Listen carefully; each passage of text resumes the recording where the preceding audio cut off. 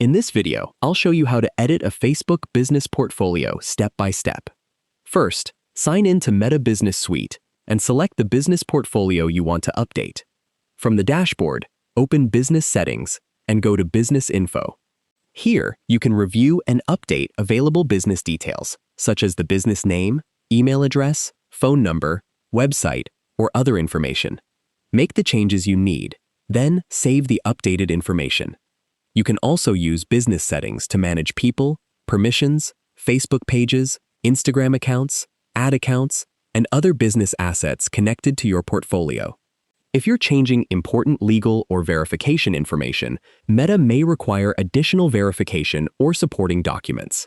After saving your changes, review the business portfolio settings to make sure everything is correct. Keep in mind that some information may not be editable depending on your account status or verification requirements.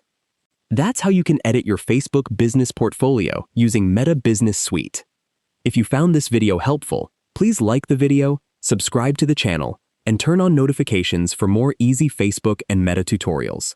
Thanks for watching.